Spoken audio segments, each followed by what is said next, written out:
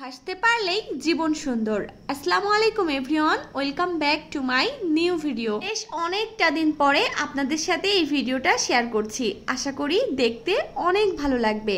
শত ব্যস্ততা, মন খারাপ কি আর দৈনন্দিন জীবনের কাজগুলোকে বন্ধ করে রাখতে পারে? জীবন তো সময়ের সাথে সাথেই চলে।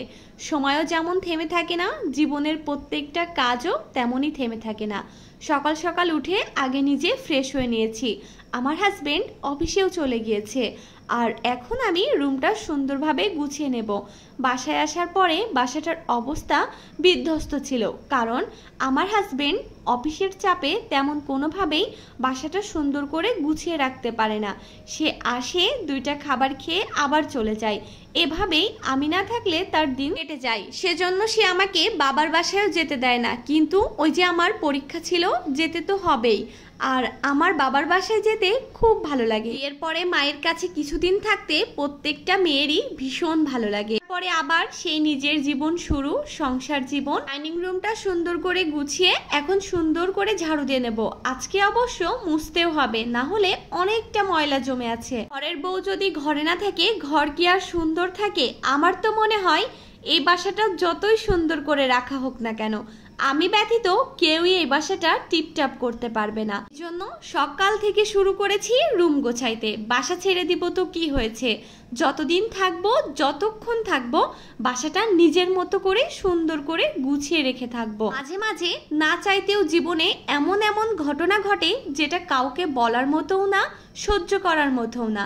আবার তুমি নির্দোষ, কিন্তু তোমাকে বলতে গেলে আরো দোষী হতে হবে। কিন্তু ওই পরিস্থিতিতে নিজেকে শান্ত রাখা সব থেকে বুদ্ধিমানের কাজ। আমার স্বামী আমাকে প্রচন্ড পরিমাণে বিশ্বাস করে এবং সে ভালোভাবেই বোঝে যে আমি তার সংসারের লক্ষ্মী, আর এটা তো সে মেনেও চলে। আর সাথে অনেকেই অনেক কথা বলে, বেশি করে নিজের লোকেরাই। তোর বউ এমন, তোর বউ অমন। একটা আদর্শ স্বামী সে ভালো করেই জানে তার বউ কেমন। তার অন্যর কাছ থেকে শুনতে হয় না যে তার বউ ভালো কি খারাপ। এই যে আমার রান্নাঘরের অবস্থা, ডাইনিং রুমটা তো সুন্দর করে গুছিয়ে নিয়েছি, এখন রান্নাঘর ধরার পালা। কতক্ষণে যেই কাজগুলো শেষ করব শুধু সেটাই আমি বুঝতে পারছি না। এমন অবস্থা দেখলে কি আর মাথায় কাজ করে বলেন তো? বাবার বাসায় যেয়ে শান্তি নাই, বাবার বাসা থেকে আসলেই এমন এমন সারপ্রাইজ অপেক্ষা করে আমার জন্য। রান্না করার জন্য সবকিছু কাটাকাটি করে নিয়েছি। এই রান্নাঘরের বিধ্বস্ত অবস্থার ভিতরেই দাঁড়িয়ে পড়ে রান্না করব। তারপরে দেন সবকিছু সুন্দর করে গোছাবো। রান্না শেষ না হতে হতেই আমার হাজবেন্ডও বাসায় চলে এসেছে। আর এই যে প্রতিদিনের মতো মেয়ের জন্য খাবার এনেছে, না হলে তো তার বাসায় জায়গা হবে না। গেটটা খুলতে না খুলতেই মেয়ে জিজ্ঞাসা করে, আমার জন্য কি এনেছো? গেটটা খোলার পরে যদি ফাঁকা হাত দেখে তাহলে তো কোনো কথাই নাই। যতক্ষণ সে বাসায় থাকবে ততক্ষণ সে বাচ্চার অত্যাচারে শান্তিতে থাকতে পারবে না, এজন্য তার ভুলও হয় না।